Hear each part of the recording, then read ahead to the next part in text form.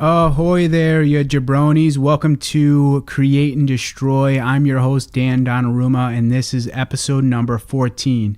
Super freaking excited, as always, about today's episode and my guest. We took a little bit of a break, but we're back and ready to roll. My guest for you today is Jessie Mathewson of Ken Mode. He's the frontman of Ken Mode. He's the singer and guitarist for the band. And in August, so a couple months ago, they released Loved, which if you have not listened to that album, holy shit, you need to get on top of that because it is such a phenomenal album. From start to finish, it is so freaking good. So Jessie and I, we talked about Loved. We talked about Ken Mode, their tour with Birds in Row. They recently played a run of shows in America, and I actually got to see them here at Rochester, and it was such an awesome show. They played so goddamn intensely. It was such a great set. Really glad that I got to see them. So we talked about their tour with Birds in a Row, and we also got to talk about Muay Thai, MMA, which I've trained in Muay Thai and Jiu-Jitsu, and I always appreciate having conversations about both of those and MMA. It's something that I enjoy, so it's cool that I got to sit down and talk to Jessie about that. We also talked about beers, and he and I are both into similar kinds of beers. He and I are both into Imperial Stouts, and I'm drinking Sierra Nevada Narwhal Imperial Stout as we speak, and shout out to Sierra Nevada for being an awesome freaking brewery. Love their beer. I have to apologize. Jessie lives on the other side of the continent in Canada, so we had to do this interview over Skype, and the audio gets a little wonky. Still audible, so you can hear what's going on, but just be forewarned, it's a little wonky at times. Butters also makes an appearance in this episode again. Mailman came to the door, and she, of course, got excited. So this was a fun one. I'm glad I got to sit down with Jessie, shoot the shit with him. So let's get right into it. Here's my conversation with Jessie Mathewson.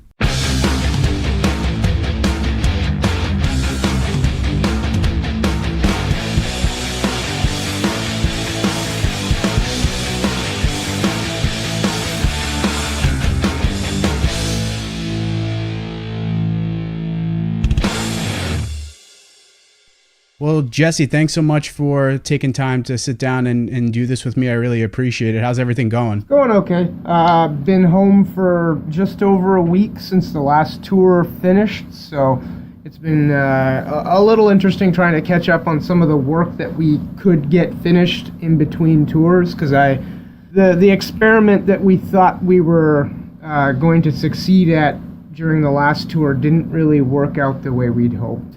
We thought we'd be able to work more from the road, and as soon as you stop sleeping enough, your desire to try and even troubleshoot anything goes right down the drain. We kind of handled what were emergencies or were easy to do, but a lot of the nitty-gritty work stuff were basically we'll do that after. Fuck this.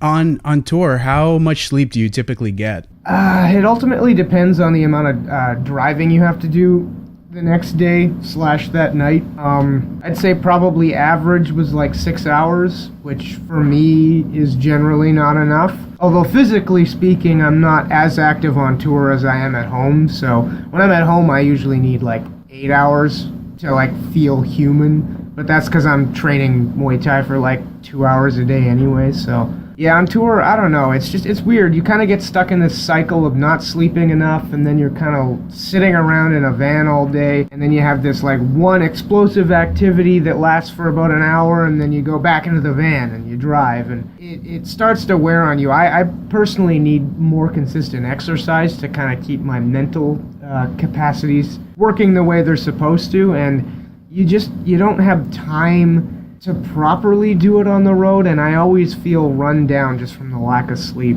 What's the longest stretch that you guys have ever toured for? The longest one we did was 8 weeks. We haven't done that. Well, that was actually before this most recent run. That was the last run we did, was an 8-week tour of Canada and the States back in 2015, and those sorts of runs used to be pretty regular for us because we were doing this as a full-time job, and now we are not. And we do not want to do anything that long ever again. What goes through your head when you get back from tour for 6-8 weeks? I hardly even remember. I know the last time it was, what the hell do we do next? You definitely want to sleep a bit and try to remain as busy as you can so you don't start to feel crazy, because there's definitely it's almost like you're coming down from a high when you get back home, because you're locked into a certain pattern of what you're doing every day, and you also get addicted to, this will sound kind of ridiculous for bands of our size and our community, but you do get kind of addicted to being the center of attention for an hour every night,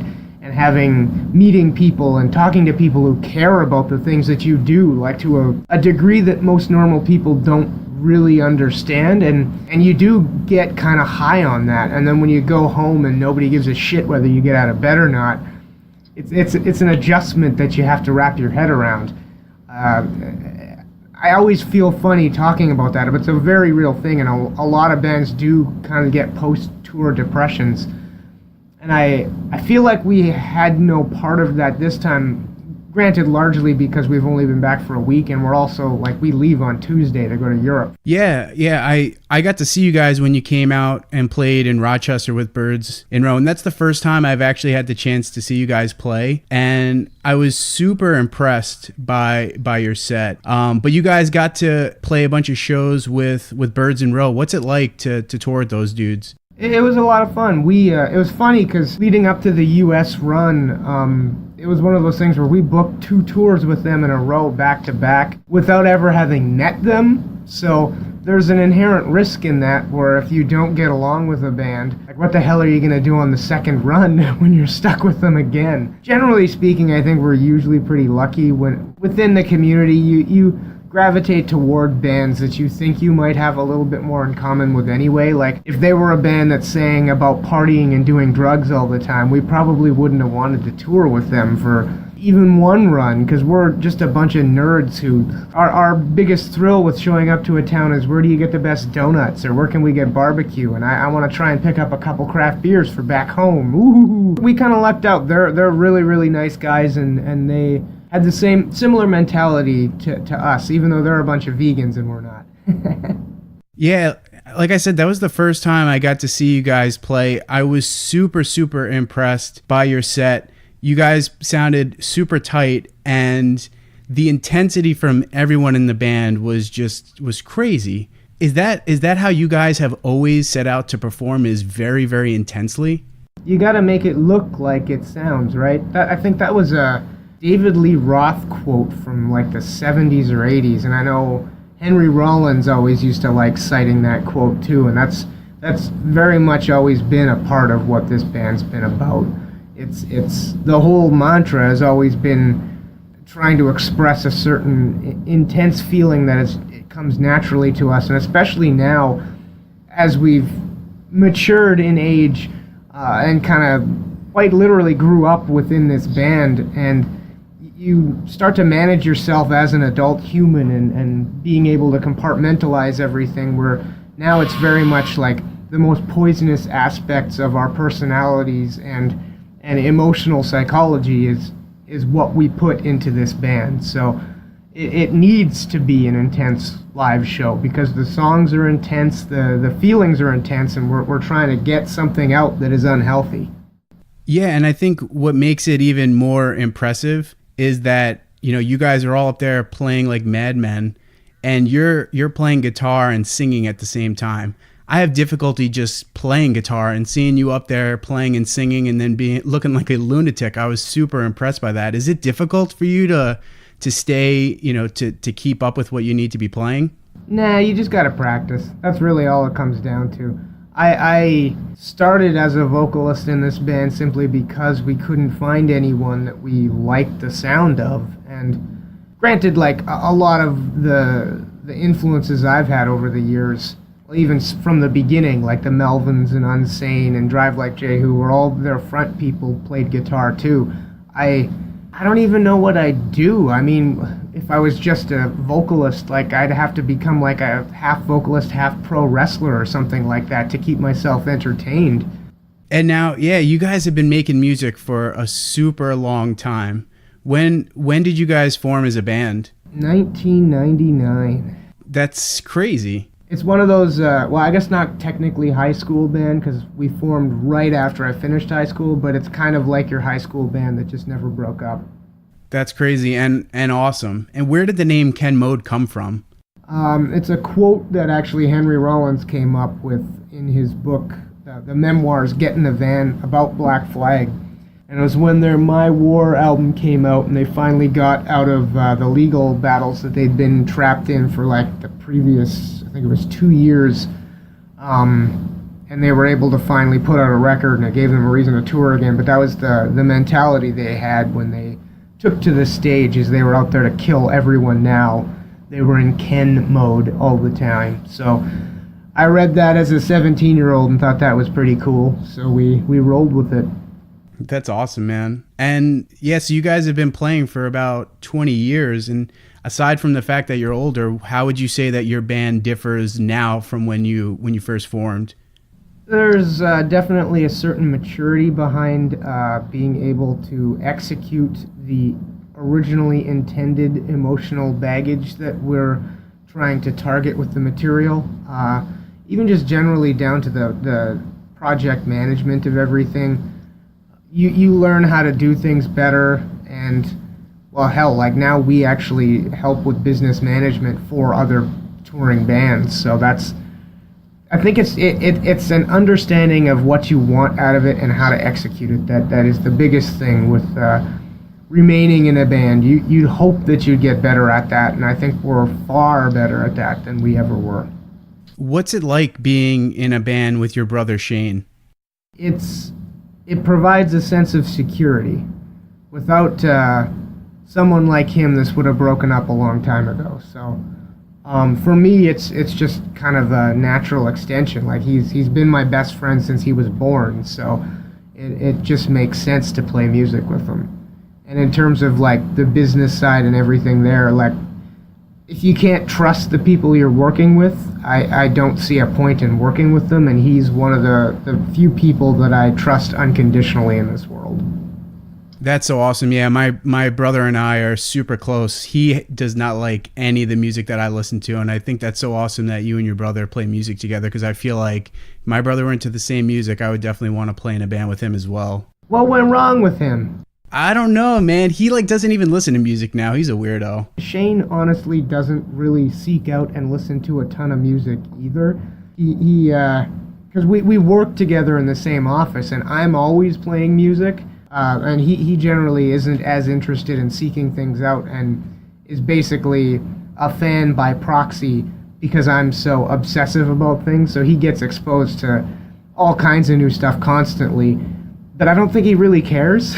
Funny, he enjoys playing clearly and is very dedicated to his craft, but the actual like music consumption side, like he has things he likes and he knows when he likes things, but like he doesn't really care about seeking out and consuming new all the time, yet he's exposed to it constantly. Yeah, see, it's funny, man. That's how my brother is. He doesn't really listen to music, and then I'm the opposite. So I'm like you, man. I'm constantly seeking out new stuff to listen to. I listen to music all day long at work, so I constantly need new stuff to listen to. Yeah, me too. And just that's been one of the things that I enjoy most about social media, and also as we got more developed within the music industry in the US, meeting different media personalities and following them on their various socials because they're all promoting like whatever is new. It's just a constant source of brand new, groundbreaking material, which is, I think, a ton of fun being privy to all of that. And the fact that consuming it is like a click away. I actually started doing a radio show with a good friend of mine that we both did college radio through our university careers, and outside of that, and I stopped doing college radio while we were touring full time, but when we stopped, we started it up again. And part of the reason was, one, so I could hang out with him every week, and two, was just to make a point of clicking all those links to see, well, what's new, what's cool. And we basically drive our entire show based off of just new material that's been coming out. So it's an excuse to stay current, which I think is a lot of fun. Yeah, that's awesome, dude. So who would win in a fight, you or your brother Shane? Oh, me, for sure. Does he train Muay Thai or no? No, and that's why. I haven't trained in a year, but I was training jiu-jitsu and Muay Thai. Have you ever grappled or no? I have, but I sprained my thumb in 2012 2012 near the end of it. And we were going on tour right away after that, and I actually did an entire U.S. and Canadian tour with Today's the Day and Black Tusk and Fight Amp with a sprained thumb, which was not fun to do as a guitarist. When did I try going back? I tried doing some jiu-jitsu again when we had some downtime, but I think playing the way we do live, to a certain degree, I'm probably giving myself micro concussions. I can't do the tumbling and certain warm-up drills that they normally do. My brain feels all fucked up when I do that. So I just, after a first couple attempts at getting back into jiu-jitsu, it's just like, I don't need this. I want to do Muay Thai more anyway, and I'm getting better at it, so I might as well just stick to that. I don't need to roll around and... Yeah, man, I sadly got a bunch of concussions from jiu-jitsu and not Muay Thai. Jiu-jitsu is so awesome, but dude, it just destroys your body. But both of them are awesome as hell. So I didn't know that you trained. I did see that you're into MMA, which makes sense that you train Muay Thai. Do you have any favorite MMA fighters? Oh man, favorite MMA fighters. I always gravitate toward the kickboxers. Like right now, that Israel Adesanya is holy shit. Well, I'm hoping that he doesn't get crushed by some boring wrestler at some point. But honestly, like since I went to Thailand in February for the first time just to train for like almost 4 weeks there, something I've always wanted to do. But ever since then, I've been kind of following Muay Thai and kickboxing a lot more than I have MMA. I mean, I keep up with what's going on in MMA, but I'm developing more of an affinity for certain kickboxers and Muay Thai fighters than I am MMA fighters right now, just because I admire specifically the art side of their technique. Like the Glory lightweight champion, Sittachai Sitsongpinong, like it's just pretty to watch. And that's what I enjoy about watching Muay Thai and kickboxing. I enjoy kickboxing as well. I do really like MMA, and my favorite fighters are always the fighters that are super technical. Like Demetrius Johnson's one of my favorite fighters. He's a freak of nature, and like some of the stuff I just don't know how the hell he does it, and he's so technically sound with his technique. But yeah, I agree, man. There really is like a beauty and an art to someone who can fight very technically sound, whether it's grappling or standing and striking. And it's funny that, like, especially since the UFC was sold, there's so much of an emphasis on the trash talk side, and just it's been getting more and more ignorant, and I think that's perhaps a part why I've been going more toward the actual art side of it. It's just, I as much as I enjoy some of the pro wrestling aspects of fight promotion, when that's all they focus on, like, you start to tune out. I don't know, but maybe I'm just being too much of a snooty martial artist at this point. No, I totally agree, man, because I definitely feel like UFC is that's become a lot of their promotion, is definitely a WWE type of promotion, which totally takes away from the fighting, which kind of sucks. And the fact that they're like closing up the 125 division, and the fact that they gave McGregor the ability to destroy 2 weight classes for no reason, and that now Daniel Cormier's ruining 2 weight classes. Like, it's making everything pointless, and all the interim belts that didn't need to. Yeah, their belts basically mean nothing at this point, which kind of sucks. If you were a fighter and you were to choose a walkout song, what walkout song would you choose? Oh man, I don't even know anymore. I know I did one of those Fightland things for that years ago. And I did something like really serious, like Melvin's Roman Dogbird. But at this point, like, I think I'd want to do something more fucked up that would just screw with people, like Space Streakings, FOJK or something, where it's just like, what is going on? Just to hear a song like that in an arena to make people just, it would be almost like the UFC's in-house DJ, who is absolutely fucking horrible. So let's talk about your recent record, Loved, which came out in August. And man, such a phenomenal album from start to finish. Totally one of my favorite albums of this year. When did you guys start working on and composing the songs for that record? I guess some of the initial ideas we started working on probably early in 2016, but we weren't really focusing on writing at that point. It was more so a year off that we took, that we weren't even really sure if we would reconvene at that point, but Scott and I were trying to push forward regardless.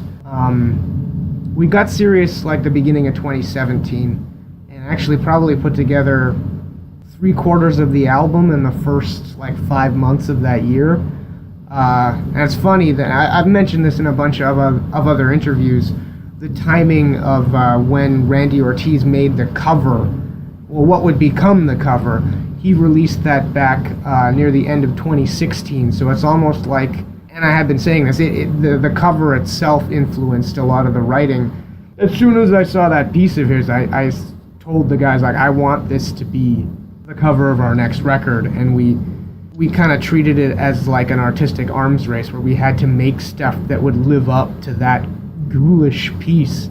And another thing, just in 2017, having been really creative since about 2014 when we wrote wrote and recorded, I really needed to kickstart being creative again, and that was kind of one of the as much as New Year's resolutions are fucking stupid, but that was an acknowledgement of something is wrong with my life and I need to fix it, so let's focus on making a record. 2017 that we really smashed that out. And so what was kind of going on with the band at that point where you guys were floating around the idea of maybe not continuing? We just did nothing. Shane didn't really want to play anymore, so we figured we'd give him space. We did a show in April of that year for Juno Fest, which is, the Junos is basically like the Grammys of Canada, and we'd been nominated for Best Metal/Hard Music. So we went out to that, and then we figured we'd try and make some money, played a couple other shows later in the year, but we weren't practicing, we weren't writing, we weren't doing anything that entire year. So, and it was really a matter of whether or not we could get it to a place where it's fun again. And with Shane not wanting to play, like, we're not going to beat a dead horse and force him to do something he doesn't want to do. So I kind of figured he'd come around again, because anyone this age still playing, we're loser lifers. So you can't give it up, or it'll consume you when you're not playing. Yeah. And so you mentioned the Randy Ortiz image and being like an artistic arms race. What were some of the themes that kind of came out from the lyrics that you were putting together for this album, and how does that relate to the artwork that was used for the album? Well, also, one note, around when that piece came out was also around the time that Trump got elected, which I think left a lot of thinking and left-leaning Americans feeling kind of crazy. And as Canadians who have a lot of American friends, and we, like, obviously, like, we're right next to the border, like, everything you guys do affects us, it kind of just, I don't know, it left me with a hopeless sense in the world that, like, really, this is what's happening. And I kind of feel like Randy's piece almost exemplifies that feeling. And it's been that, like, reaction to things like Facebook becoming such like a polarizing tool in the political spectrum, and just creating all these echo chambers, and everyone's constantly fighting, along with alert culture where our phones are constantly buzzing, and 24-hour news feeds, just the fact that, like, everything's anxiety-inducing constantly, and everyone seems angry about everything all the time, that this record was kind of meant to be a reaction to all of that, or at least a thinking person's reaction, where you can get this general sense of despair and anger, yet at the same time, all of it is so damn funny. And that's, I think, the approach that we took with the lyrics, and even the artwork itself. Like, it's this maniacal smile from this completely dark void, which I think is just perfect. It is such awesome art, man. That image is so awesome. It's so amazingly creepy. Like you said, it's ridiculous. It's such a scary image, and I think it works so well with the songs for that album. I kind of felt bad that so many people actually seemed to be in on the joke this time, because we felt like the last record, people didn't really necessarily get what we were doing. I think a lot of people took us way more seriously than we should have been, and I feel like maybe it's more the right place and the right time, because we doubled down on the sense of humor with this record, and I feel like people just kind of got it, which is cool, but I feel bad for everyone. So when you say you feel bad for everyone, in what way? Well, it means we're all feeling the same thing, which isn't necessarily a good thing. I mean, it makes you feel less alone, but it means there's a lot of really conflicting feelings going on in a lot of people. That is very, very true, which totally is sad. And this is not the first time that you guys have had Randy, do the artwork and layout for your albums. How did you get to know him, and what has made you want to have him contribute to the artwork and the layout of some of your releases? We would have met Randy probably in the early 2000s in Winnipeg, just from going to shows, us playing shows and playing with bands like Malfaction and stuff like that back in Winnipeg. And I think we really just met him through our colliding social circles. And he'd been doing art since he was a kid, but I guess he kind of started getting into doing gig posters, and we took advantage of that back in the day. And as we became friends and we both were developing our mutual genres of art, we both attempted to do it as a full-time job right around the same time.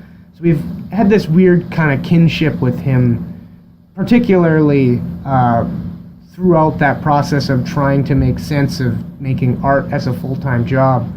On our end, we had to kind of tuck our tails back between our legs and create our own office job to actually continue eating, since the style of music we play has considerably more overhead than someone at home making fine art and selling it to people. But he's still been able to make a career out of this, so it's been really cool. And as he's been shifting and changing his style, we've been finding new ways to collaborate, which has been really cool. He's worked on layouts for us before, and he'd been working on t-shirt and poster designs forever. And it was around the time that he started putting out, he had a couple different gallery shows that the style he chose to utilize just seemed very appropriate for what we were looking for album art, and we decided to collaborate for our Success record. And then he did the Nerve EP, and when he posted again that piece that ended up becoming the Loved cover, we thought that was just a no-brainer. It was too perfect. And all the other pieces inside of it were part of somewhat of an emotional breakdown he had. When was that? I guess that would have been last year. And those just seemed too perfect to not use. We're taking advantage of his pain, unfortunately. One of the songs that I really love on Loved is No Gentle Art. Such a great song, and I love that it's the last song on the album, because I feel like it's just the album is super heavy in and of itself, but that is just such a super heavy, super intense song. What made you guys want to close out the album with that song? I don't think we could have put that song anywhere else on the record. It would have changed the momentum too much that we probably wouldn't have been able to recover properly. Plus, it's just such a miserable, hopeless approach that I kind of feel like it's the sledgehammer to crush the television kind of thing. Like, there's nothing left to see here, folks.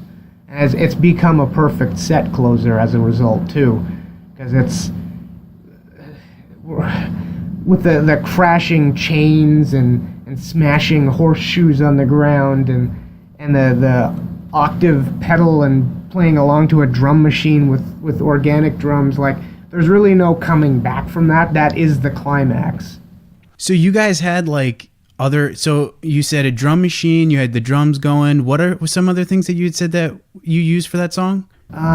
We recorded a track where basically it's this big industrial chain with a hook on it, and I was slamming that against the ground on a piece of sheet metal. We also had a pile of horseshoes on a piece of sheet metal that we were throwing the pile of horseshoes down, and it was making this clanging sound.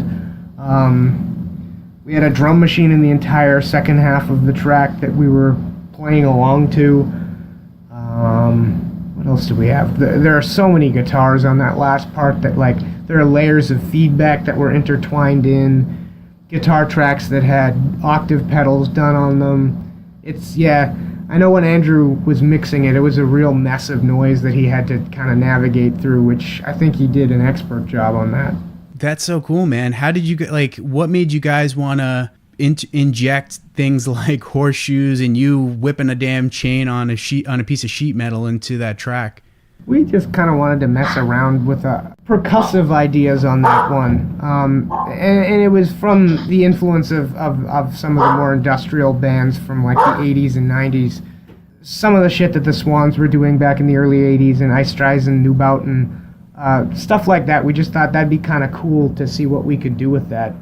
Another song that I really enjoy off of the record is Feather and Lips, which seems to be about, if I'm correct, religious fundamentalism or like religious radicalism. Could you talk a little bit about the thought behind that song and the lyrics and what they delve into? It's about a little bit more than that. It's kind of a reaction to almost like the tough guy, conservative Republican stereotype, which seems to always go hand in hand with religious fundamentalism and essentially being a bully. Yet it's always these big, fat white dudes that are doing it. These people who could never win in a physical fight are acting like the biggest tough guys. And it's kind of a, what the fuck is this shit reaction to that. And it's so frustrating because they want to control everyone, but why? It's because there's this void in them that isn't being filled by something else. So this is going to sound kind of ignorant, and I apologize, but I feel like here in America, there's a shit ton of politicians that are like that currently. In Canada, are there politicians that are like that as well? Oh, definitely. You should check out the Ontario election that happened just this year where we elected, well, even though I say we, I'm not in Ontario, but they elected basically Donald Trump light. The brother of that mayor in Toronto that smoked crack in the headlines, yeah, that guy's their premier, and he's basically like a shitty Trump. Yeah, this shit's happening all over the world right now, so it's really unfortunate. Another thing that I really, really appreciate about Loved is that you had Catherine Kerr play sax in several songs, and I love when bands use sax. And I feel like that's something that I hope more and more bands do, especially like I love the way you guys implemented using the sax on the record. I feel like it complemented the song so perfectly. When you guys were putting together this album, what made you want to incorporate sax into it? I specifically wanted to because I'd been listening to a lot of jazz in 2016 and also a bunch of the kind of, I guess this genre is called no wave, but it always kind of flirts with noise rock so much, but that kind of weird indie noisy art house type music, I've been listening to a lot of that too. Bands like, what are they? Hills, Parlor Walls, Stickers. There were like 3 records done, I think, in 2016 that I really, really liked, and all of them incorporated saxophone on them too. And I thought, like, that would be really cool to try doing something like that on something like Us. Because I know there's not even really been any bands doing what we do that have experimented with specifically that instrument. I know Bruce Lamont plays saxophone in the odd metal thing, but it's not utilized the way we chose to utilize it. And we're a very different band than a lot of the historic heavy bands that have used that instrument. We definitely wanted to use it in a jazzier sense, but also coming kind of from that noisy free jazz feel and incorporating a lot more of the noise feeling to our music in general. Like I started using my guitar a little bit more almost as a percussive layer as opposed to actually playing riffs with it, which I know some people have noticed and criticized, but those are like heavy metal nerds. I thought it was a lot of fun to take that approach this time around. We'd like to try experimenting more with sax, and I'd like to find some additional things to experiment with that we could actually bring Catherine on as more of a full-time member for our live performance, just because right now it doesn't really make sense to bring her out on tour for 2 songs. But if we could get a whole set worth of stuff that she's playing with various different instruments, I think that would be a lot more worthwhile. And it'd be really cool and just something to kind of keep evolving the sound with. Yeah, that'd be awesome, man. And so I'm assuming that you guys had the songs written already and then asked Catherine to basically do her magic, and that's what you included? Yeah, we'd done some writing kind of workshops with her a little bit. But for the most part, yeah, these songs were all written beforehand, and we had the idea to use the instrument in certain spots, but didn't really know how we wanted to, and that's when we wrote them with her. But I'd rather approach some of this stuff in the future where it'd be Catherine, Scott, and I actually developing the, quote, bass riff for the thing together, as opposed to adding it like vocals after the fact. So we'll see how we approach this with the next record. I definitely want to incorporate some different instruments in a unique way for us in terms of the way we write and put together songs. So clearly the way everyone else does it, but we've never really approached anything outside of guitar, bass, and drums that way before. So that's what we'd like to do. Nice. And so you kind of alluded to this a little bit earlier on, and I wanted to talk to you about it. So you and your brother previously had jobs as accountants, and then you quit your jobs and you started working on the band and touring full time. What was the impetus towards quitting and then focusing on the band full time? I was sick of what I was doing and wasn't enjoying my life. And I was contemplating going back to school to try doing something completely new. And at the time, Shane just graduated with his CA, which is now a CPA, but it's the highest accounting designation you can get in Canada. And generally speaking, when people get that degree, then they jump into a career in private practice where they're like a controller for a company and work toward being like a CFO and stuff like that. And how old was he? He would have been like 25 maybe at the time, and didn't really want to do that yet. So I pitched like, you want to try doing the band full time for like a year and see what we can do with it? Because at the time, like we'd been around, we'd put out 3 records, and didn't really feel like the international scene gave a shit, despite us having put records out in the States and being on American labels. And we toured the States a few times, but never really made much of a splash. And largely we kind of felt like it was because we hadn't toured full time. And playing what we play, a lot of labels aren't willing to put money in unless you're going to be pounding the pavement a lot. And so we just decided that we'd see what could happen if we were available to tour all the time. So we started laying the groundwork for how we were going to approach that. Lined up recording a record with Kurt Ballou, started working with Profound Lore, who had been putting out a lot of really important records in underground metal up until that point, and kind of just laid the framework to set ourselves up as best we could. And we took a run at it, and it ended up lasting for over 5 years. So then we burnt out. Leading up to you guys leaving your jobs, were you nervous at all, or at that point were you like, fuck this, I'm ready to really focus on the band? Oh, there's definitely a lot of nerves involved. You're throwing away security for clearly none. We had no delusions that we were going to make money. We saved up enough money over a couple years to make it so if we made $0, we'd be able to at least eat for a year. And we did better than that. So I was basically living off of savings and the odd amount of money we were able to pull in from government grants in Canada for like 5.5 years. So it worked out pretty well.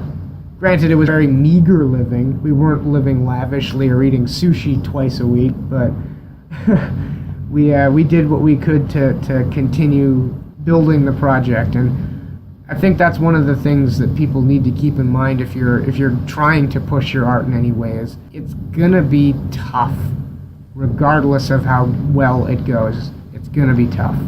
And yeah, and you had mentioned before that you and your brother now have your own business.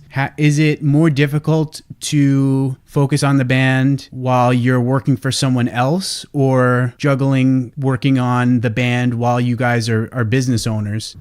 I don't know. I think when you're working for someone else, you're definitely having your time get dictated as to when you're able to work on the band, but at the same time, there's a certain fire within that is created when you are working for someone else.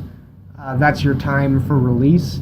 And when you're working for yourself, it's all about the time management. And part of the reason we decided to create our jobs and work within the scene that we're a part of was so we had the flexibility to be able to do some of what we wanted with this band and continue working at it. And if anything, right now the band almost acts as a marketing tool for our business. And keeping it as a relevant entity helps what we're trying to push through our business. Where it's a little harder for accountants to tell bands what to do when they have no experience sleeping on floors.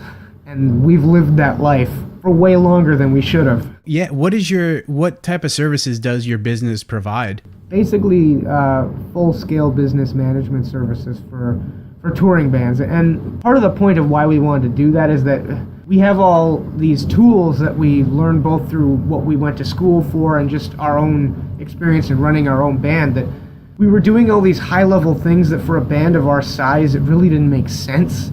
So we wanted to be able to apply that to specifically groups that have more volume and a bigger business to run than what we were doing. Because for an obscure noise rock band, it doesn't make sense to be keeping track of our inventory and sales and doing statistics based off of it for the size of band we are. But in cases like we're working with bands like Protest the Hero and Propaganda, like those are bands that could actually use some of it, and if anything, we should be working with bands even bigger than them, because that's where you start to get into the nitty-gritty of data mattering, and where your decisions, the business decisions of the band should be determined by the data, and that's what we kind of get off on playing with and exploiting. So that's what we'd essentially like to build into working with bands that are big business, you know?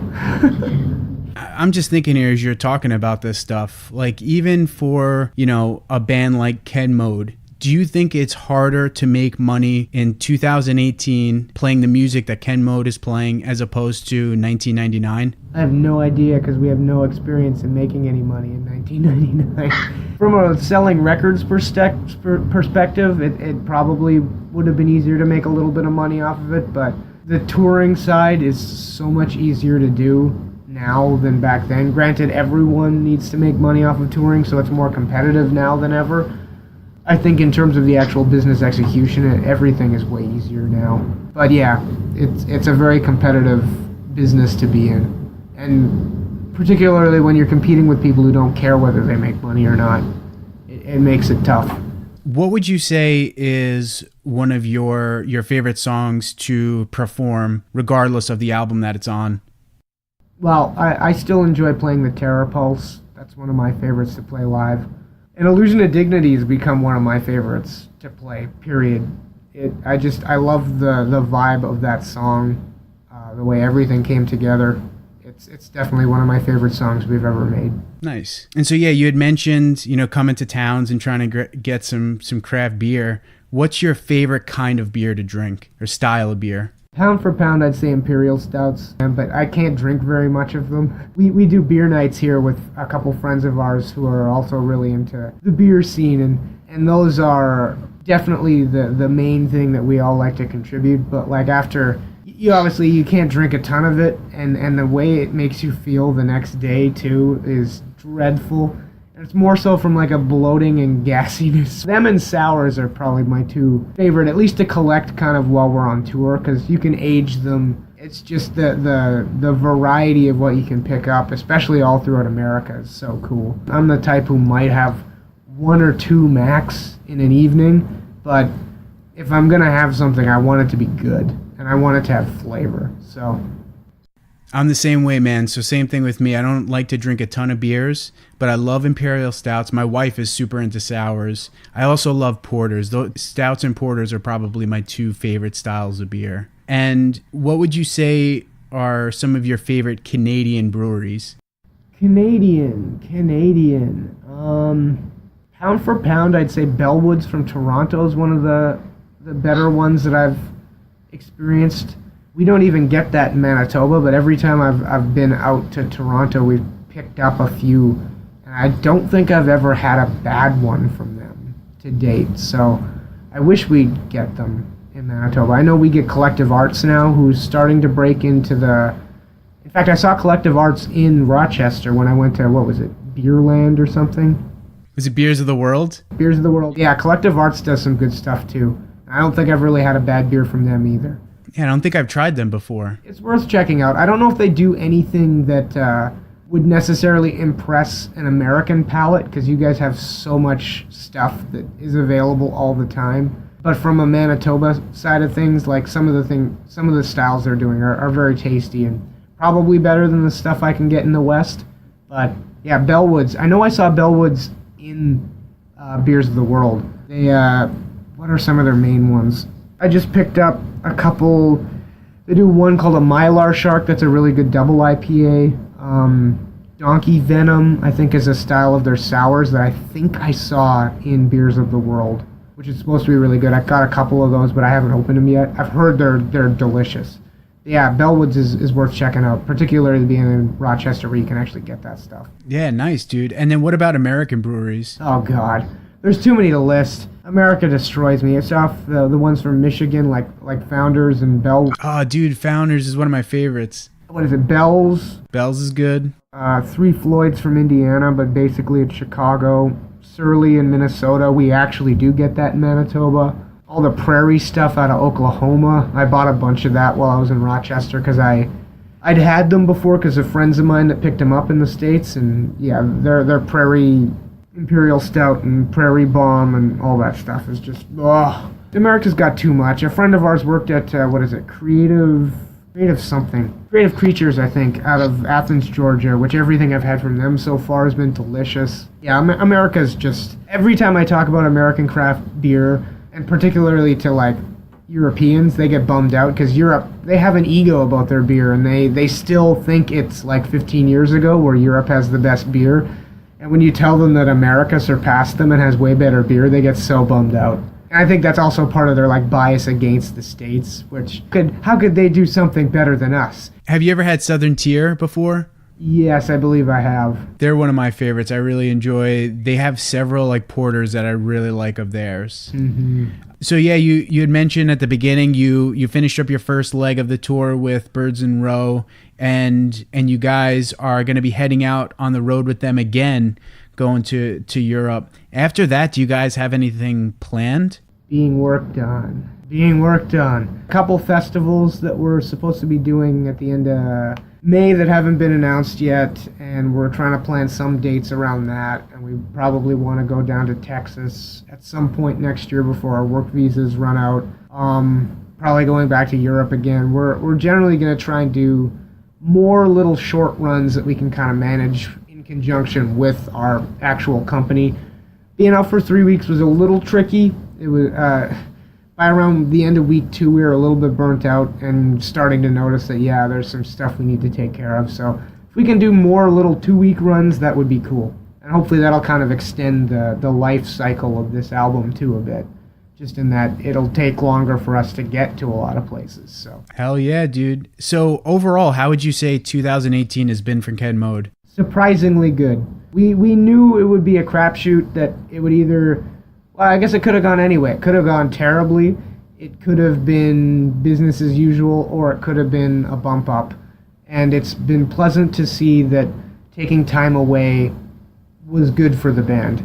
That people didn't forget, and if anything, people seem to like the new record more than the last one. And attendances have been up, merch sales have been up.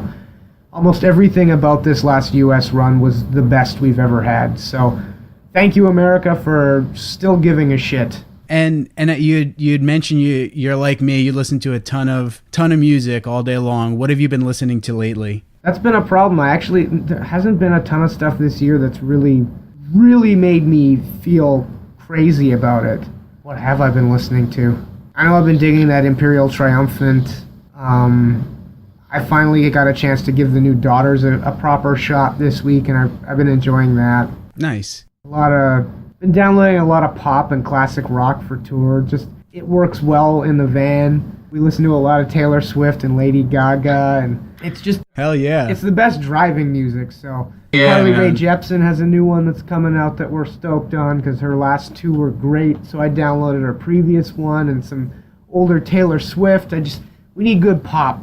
But in terms of, like, new stuff, Lion's Daughter I really liked, the new Craft, new Birds in Row. I'm sure I have a list somewhere, but Not Of from Toronto. They did a really good record. Nice, man. Yeah. Yeah, I'm a nerd. I keep track of, like, I think at this point I've listened to like 60 something new records for the year. I keep track of all the records that I listen to, but I from the moment I get to work to the moment I go home, I have some album playing while I'm at work. So yeah, after today, man, where can people check out your music and stay up to date with what you guys have going on? In terms of staying up to date, our website doesn't really have a proper homepage anymore where we keep updates, but our socials, like Instagram, Ken Mode Noise, Twitter, Ken Mode Noise, on Facebook, make a point of actually following us because we post all of the news to all of those. Whether people actually get to see it or not is another question. We're pretty available on all social media platforms, and there are no delusions of grandeur or anything. We're constantly interacting with people. Consumption, go to Bandcamp, Spotify, order a record from Season of Mist or us. All that shit's out there, all the regular channels, so it shouldn't be hard to find, thankfully. Sweet. Well, Jesse, thanks so much, man. I really appreciate you taking the time to sit down and talk with me. This was great. No worries, and thank you. And there you have it, folks. That's my conversation with Jesse Mathewson. Again, super excited that I got to sit down with him. Had a really good conversation with him. Definitely had a fun time speaking with him. I love learning about these little tidbits in regards to a band's writing or recording process. I think it's so cool to hear Jesse talk about No Gentle Art and all the different layers and the different things that they did to capture the sound that they were looking to encapsulate with that song, which again is such a freaking powerful song to end that record with, and I really appreciate that Jesse shared that with me. I'll make sure to add links in the show notes to how you can check out Ken Mode, how you can listen to their new album Love, hopefully how you can cop some of their merch or cop Loved, since it is such a great album. If you're in Europe, Ken Mode is going to be playing there, so check them out if you can, because holy crap, you will not be disappointed. They are so freaking awesome live, so if you're in Europe and you have the opportunity, go to one of their shows. Again, you won't be disappointed. Follow Create and Destroy on social media. You guys can follow us on pretty much every social media that's out there. Subscribe to the show, rate us if you can. As always, folks, get out there, create something cool. I will see you next time.